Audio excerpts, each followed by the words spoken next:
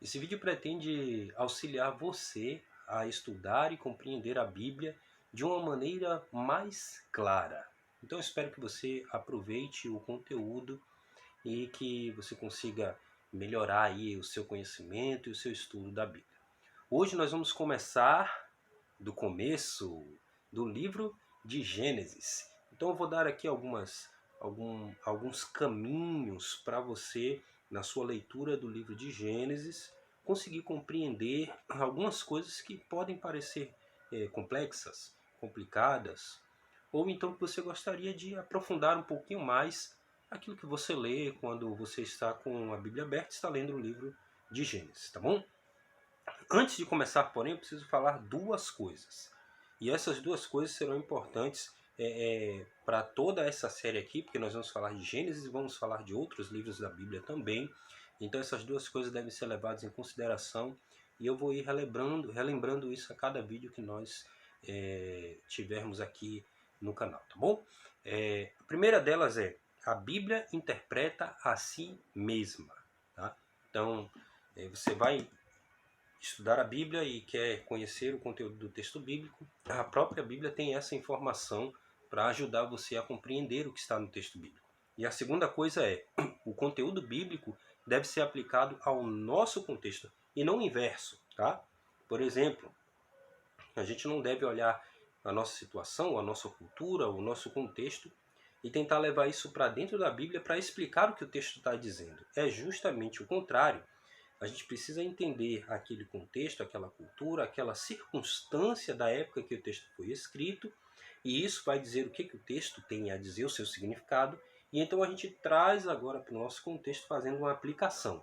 É assim que se faz o estudo e a aplicação correta do texto bíblico, tá bom? Então essas duas coisas não esqueçam. Agora vamos lá, vamos conhecer um pouco melhor o livro de Gênesis, tá?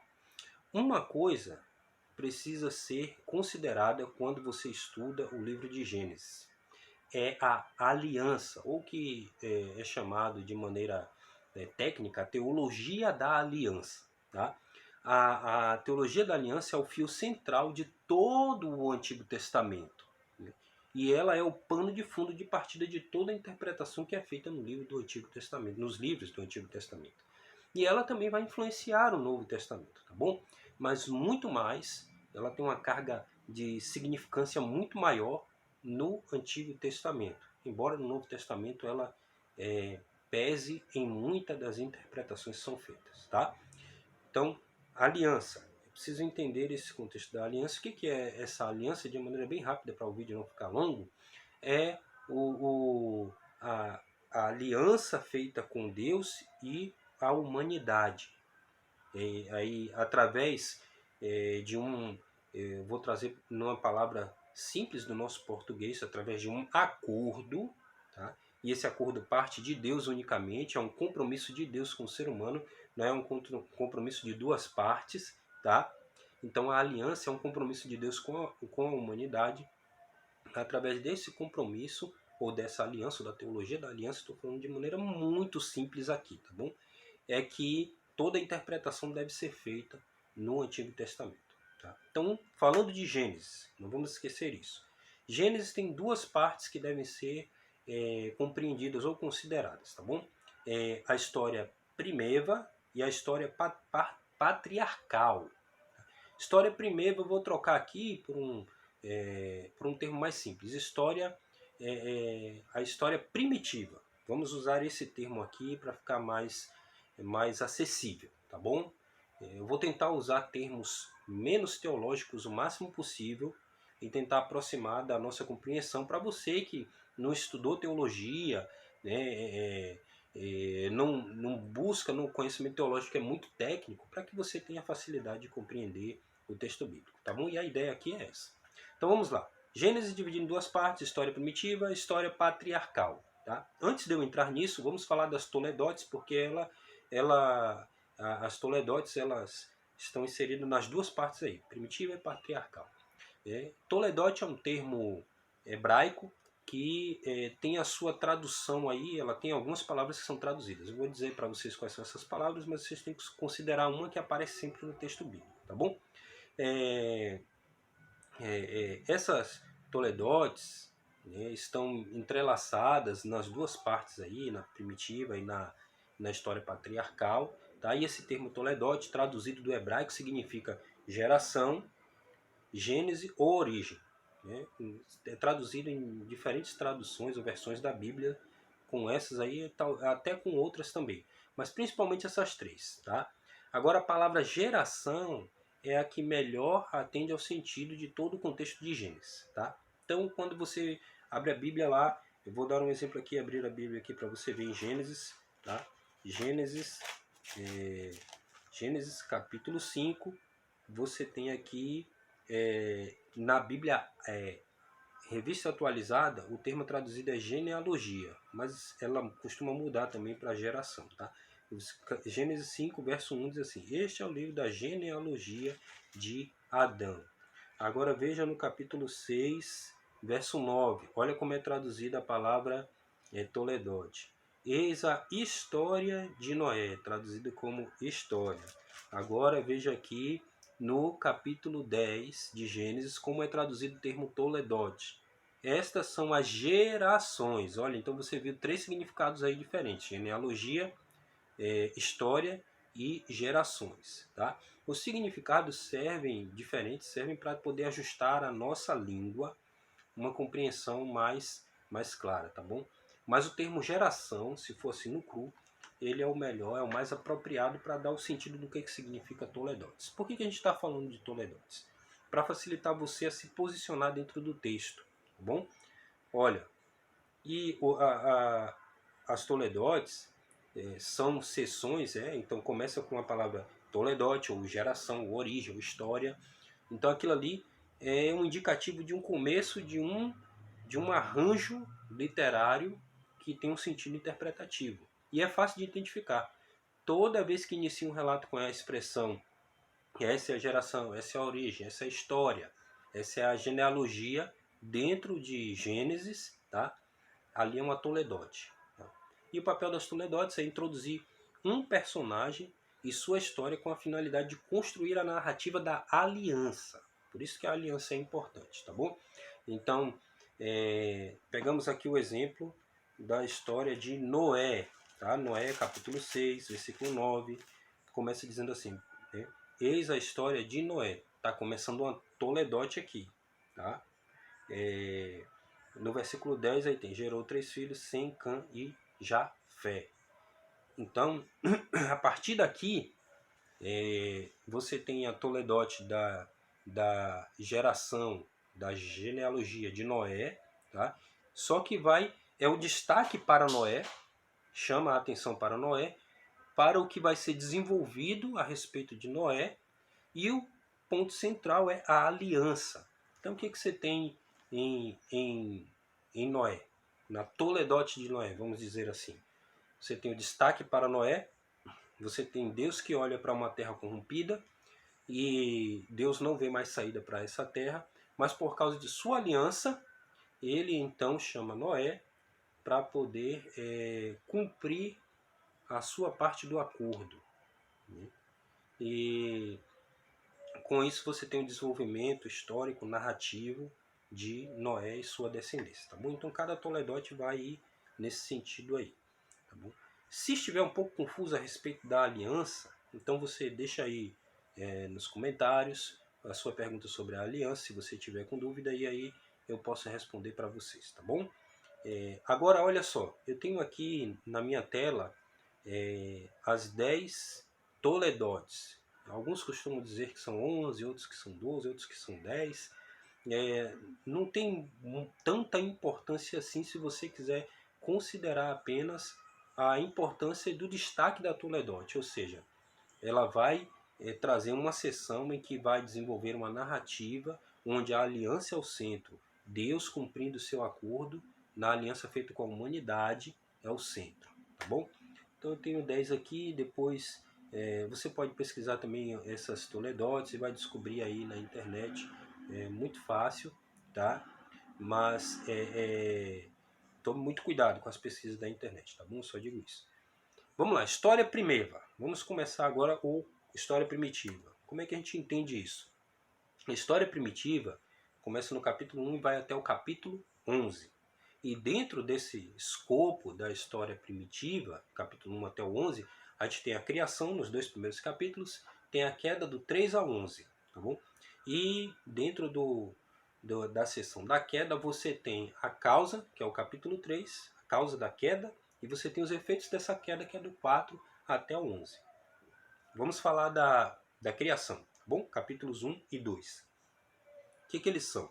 Eles são o mesmo relato paralelo com focos diferentes. Mesmo relato. Criação. Mas eles têm focos diferentes, tá? Por exemplo, deixa eu dar alguns exemplos aqui para você ver que elas falam da mesma coisa, criação, mas com foco diferente. Você tem o encontro de Deus com o homem no 7º dia, no capítulo 1, e você tem o encontro do homem com a mulher no capítulo 2. Você tem a sacralidade do 7º dia no capítulo 1 e você tem a sacralidade do casamento no capítulo 2. Você tem a criação do mundo no capítulo 1 e a gerência ou a administração do mundo criado no capítulo 2. Tá? E o ponto central dos capítulos 1 e 2, qual que é? A soberania de Deus. Tá? Então você tem verbos de ação que denotam isso. Tá? Deixa eu mostrar aqui no capítulo 1. Capítulo 1 você tem a soberania de Deus indicada nesses verbos, nos verbos de ação. No princípio criou Deus, então você tem criou, aí você tem disse Deus, né? Muitas vezes aqui, né? Disse Deus. Deus chamou ao firmamento os céus, então o verbo chamou, né? Fez, verbo de ação, né? Que mais aqui? Que mais que a gente tem aqui? Outro verbo de ação, Deus criou o homem à sua imagem e semelhança, façamos, né, verbo fazer, mais uma vez aí, o que mais que nós temos aqui? Abençoou, e Deus abençoou-lhes de sede fecundos, né? Então são verbos que apontam para uma soberania de Deus, né? Então você tem esses verbos de ação indicando isso. Eu fiz uma anotação aqui sobre a palavra Deus, né? Ela aparece 28 vezes em Gênesis 1. Tá? Agora, no capítulo 2, ela aparece 13 vezes. A palavra homem em Gênesis 1 aparece 3 vezes. E em Gênesis 2 aparece 15 vezes. Então você tem no capítulo 1 foco em Deus, o foco textual, literário, porque aparece muito verbos de ação que denotam a soberania de Deus, e a palavra Deus aparece muitas vezes. Tá? No capítulo 2, a palavra homem já aparece mais vezes, ela aparece 15 vezes, aparece até mais vezes que a palavra Deus, só que a palavra Deus aparece 13 vezes. Não significa que nada além do que é preciso ter um olhar para o homem criado no capítulo 2. Nada além disso, tá bom? Então, você tem esses diferentes focos do capítulo 1 e do capítulo 2. Então, quando você estiver lendo Gênesis 1 e Gênesis 2 e lembrar disso, você vai ter uma importante ferramenta, eu não queria usar a palavra ferramenta, mas você vai ter um importante caminho para entender melhor o texto. Queda, capítulos 3 ao capítulo 11. Capítulo 3 a 11 você tem causa e efeitos. E você tem uma ideia central nessa seção da narrativa da queda, que é a graça. Tá? Então, no Gênesis 3, você tem a queda do homem. Né? O que o texto bíblico diz? Que se comer do fruto, certamente morrerás. Do fruto que está na árvore, do fruto que está no meio do jardim. Da árvore que está no meio do jardim. Se comer do fruto, morrerá. Mas aí o casal come do fruto e não morre. E Deus intervém com um plano de graça, um plano de salvação. E daí do capítulo 3 até o capítulo 11, o foco está aí na graça. Você tem uma grande ênfase do texto mostrando como o homem é pecador, como o homem cai, como o homem não tem jeito, né? Como a natureza é corrompida e decaída, mas ao mesmo tempo você tem a graça presente em toda essa seção do capítulo 3 até o capítulo 11. Né? Então veja, esse caminho pode lhe ajudar quando você estiver lendo aí capítulos 4, 5, 6, 7. Você está lendo ali, quer entender um pouco melhor, não esqueça disso. Você tem a natureza humana corrompida, ela foge, é como se ela se distanciasse da perfeição divina, mas a graça recorrente e abundante busca e alcança essa humanidade caída, tá bom? E aí então vamos falar, para terminar, da história patriarcal. Tá? A história patriarcal, autores costumam definir aí três patriarcas centrais baseados na aliança e no papel que Deus oferece ao ser humano a partir do capítulo 12. Então você tem Abraão, Jacó e José. Tá? Então o que é a história patriarcal? Conta a história de Abraão, sua descendência, Isaac, né? A história de José e sua descendência, seus 12 filhos, que vão gerar as 12 tribos, e então a história de José. Abraão do capítulo 12 até o capítulo 25. Jacó do capítulo 26 ao 36 e José do 37 ao 50. Tá? E essa história patriarcal serve para quê? Para destacar o personagem, desenvolver a narrativa da aliança, tá? Aí mostrar os efeitos da graça no ser humano decaído, mas principalmente, né, ênfase na aliança. Deus chama Abraão para uma terra prometida porque ele quer cumprir a sua aliança ali. E muito mais, o descendente do capítulo 3 vai virar agora, né, através de Abraão. Tá? Então essa é a promessa, é a aliança, e aí essa narrativa vai ser desenvolvida aí até chegar em José. E José, então, no Egito, como se fosse uma introdução para o Êxodo, onde essa aliança ela vai se tornar mais forte, a aliança de Deus com a humanidade. E vai ser desenvolvida ao longo dos outros livros da Torá e ao longo do Antigo Testamento também, tá bom?